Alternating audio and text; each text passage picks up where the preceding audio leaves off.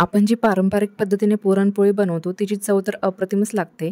पण काय होतं त्याची प्रोसेस खूप अवघड किंवा मोठी असल्याने काही जण ती बनवण्याची टाळाटाळ करतात. म्हणूनच आज आपण एकदम सोप्या पद्धतीने झटपट पुरणपोळी कशी बनवायची ते बघणार आहोत. अगदी पहिल्यांदाच तुम्ही पुरणपोळी बनवणार असाल तर नक्कीच हा व्हिडिओ तुमची मदत करेल. हाय, हॅलो, नमस्कार. मी आनंदी अभिजित या यूट्यूब चॅनलवरती तुम्हा सर्वांचं पुन्हा एकदा खूप खूप स्वागत. तर आज आपण पुरणपोळी बनवतोय. अगदी झटपट अशी पुरणपोळी आज मी तुम्हाला दाखवणार आहे. त्यामुळे व्हिडिओ कुठेही स्किप न करता शेवटपर्यंत नक्की बघा. त्याचबरोबर आपल्या व्हिडिओला लाईक करा, कमेंट करा आणि जास्तीत जास्त शेअर देखील करा. पुरणपोळीसाठी आपण जे पीठ भिजवतो ते पुरेपूर लवचिक होण्याकरिता अर्धा तास आधी ते भिजवतात. तर म्हणूनच सुरुवातीला कणिक मळून घेऊ. इथे एका परातीत मी 2 वाटी गव्हाचं पीठ घेतलं आहे. ज्या गव्हाच्या पिठाच्या आपण रोज पोळ्या बनवतो हे तेच आहे. आता ह्यामध्ये अर्धा चमचा मीठ टाकायचं आहे. पुरण तर गोड राहील आणि बाजूची पोळीला थोडीशी चव येण्याकरिता मीठ घालायचं आहे. नंतर चिमूटभर हळद घालायची. पोळी अजिबातच कडू होणार नाही त्यामुळे टेन्शन नको. त्यानंतर 1 ते 2 चमचे तेल किंवा तूप घालून आवश्यकतेनुसार पाणी टाकून कणिक मळून घ्यायची आहे. तुम्ही जितकं जोर देऊन किंवा रगडत पीठ मळाल ते तितकंच लवचिक बनेल. आता इथे एक टीप अशी आहे की पिठाचा बनलेला गोळा हा पाण्यात बुडवून ठेवायचा आहे. एकदम सुपर सॉफ्ट आपली कणिक भिजेल. त्यामुळे मळताना तुम्हाला जास्त कष्ट घेण्याची देखील आवश्यकता भासणार नाही.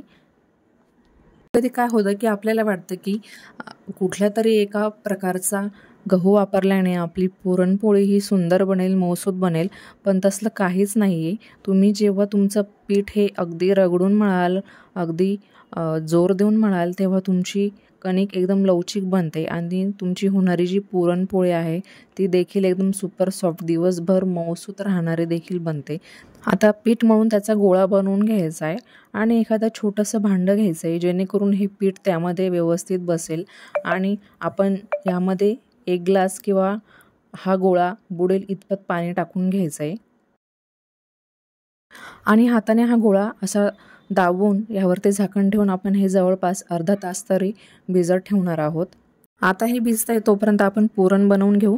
त्यासाठी गॅसवर एक जाड किंवा नॉनस्टिक कढई ठेवून त्यात फक्त 2 टेबलस्पून तूप गरम करून घ्यायचं आहे आणि कुठल्याही वाटीने किंवा कपाने 1 कप भरून डाळीचं पीठ घ्यायचं आहे. हे 30 डाळीचं पीठ आहे ज्यापासून आपण पिठलं बनवतो, कांदा भजी बनवतो. आता हे पीठ हलकंसं तांबूस रंगावर भाजून घ्यायचं आहे. भाजताना मंद आचेवरच भाजायचं आहे, जास्त घाई करायची नाही आहे. तुम्हाला जर पुरणपोळीची चव हवी असेल तर बेसन हे एकदम परफेक्ट भाजायला हवं. जोपर्यंत बेसन भाजतंय तोपर्यंत एका भांड्यात मी 2 वाटी पाणी घेते. ज्या वाटीने बेसन घेतले त्याच वाटीने 2 वाटी भरून पाणी घेऊन गरम करायला ठेवायचं आहे. त्यानंतर एका मिक्सरच्या भांड्यात वेलदोड्याचे दाणे, थोडंसं जायफळ आणि अर्धी वाटी साखर घेतली. आता ह्याची पावडर बनवून घ्यायची आहे.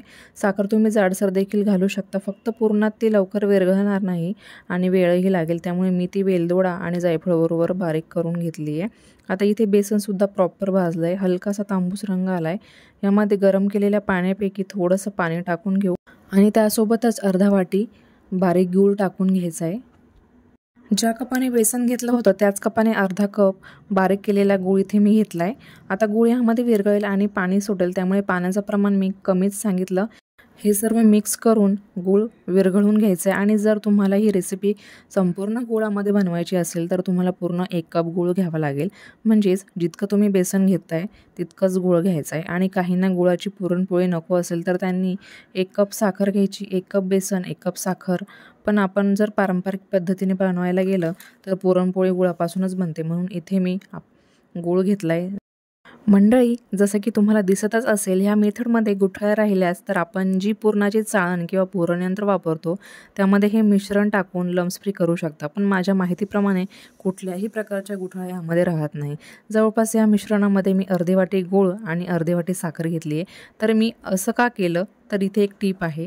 तुम्ही जेव्हा पुरणामध्ये साखर वापरता तेव्हा ती विरघळल्यानंतर पुरणाला एक प्रकारची चमक येते, लखलखता सोनेरी रंग पुरणाला येतो.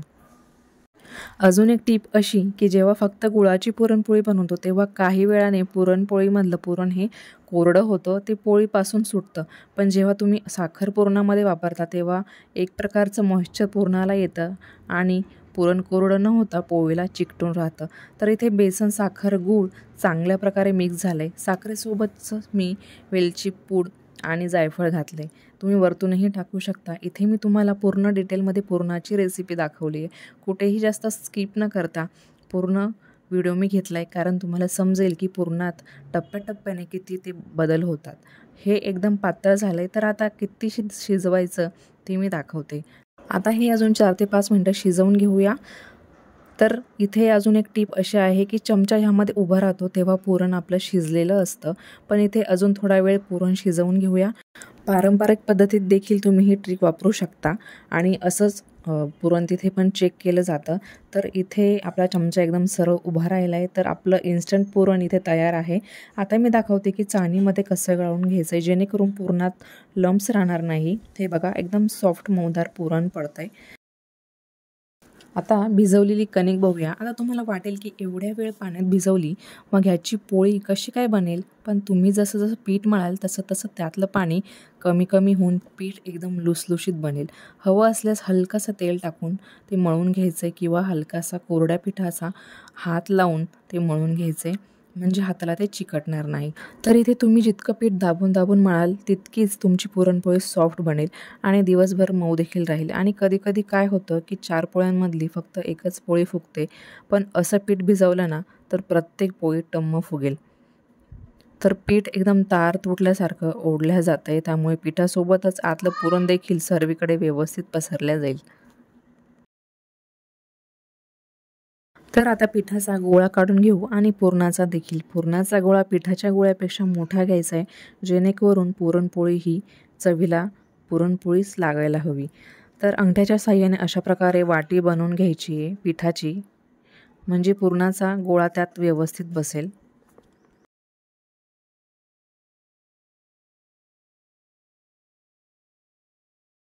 वाटी बनवून झाल्यानंतर पुरण हे पिठामध्ये ठेवून हलक्या हाताने फिरवून ते सेट करून घ्यायचे आणि पुरण फुटू नये, चिकटू नये, त्यावर हलकंसं कोरडं पीठ टाकून घ्यायचे. ही त्यातली एक टीप आहे, एक ट्रिक आहे, जेणेकरून तुमचं पुरण हे चिकटणार नाही किंवा पोळपाटाला लागणार देखील नाही. आता पीठ टाकून झाल्यानंतर त्याचं तोंड बंद करून घ्यायचं आहे आणि गोलाकार बनवून ते दाबून घ्यायचं आहे.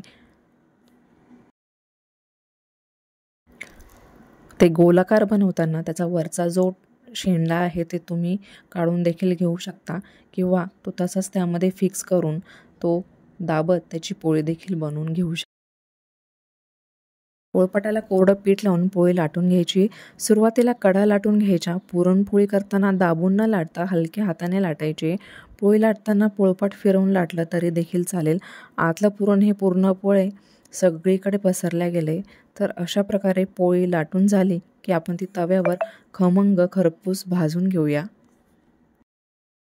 तर खालच्या साईडने हलकासा त्याला बबल्स आले की पोळी उलटवून घ्यायची आणि व्यवस्थित भाजून घ्यायची आहे.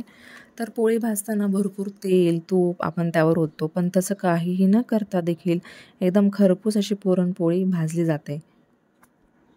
तर नक्कीच ही पद्धत वापरून अशा प्रकारे पुरण बनवून अशा प्रकारे तुम्ही जर कणिक भिजवली तर तुमची प्रत्येक पोळी ही 100% फुगणार आहे, छान फुलणार आहे, मऊसूत बनणार आहे.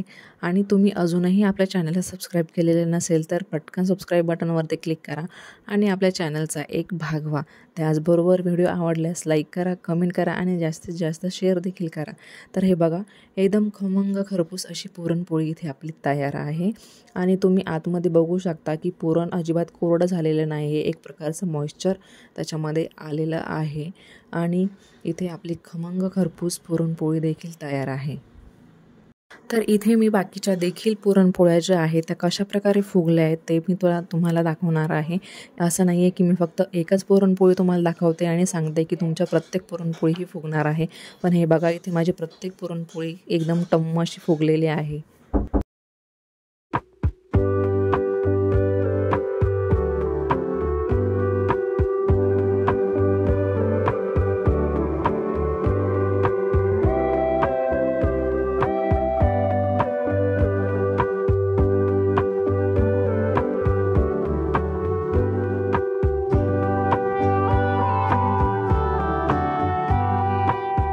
सो व्हिडिओ कसा वाटला ते कमेंट बॉक्समध्ये नक्की सांगा. त्याचबरोबर आपल्या व्हिडिओला लाईक करा आणि जास्तीत जास्त शेअर देखील करा.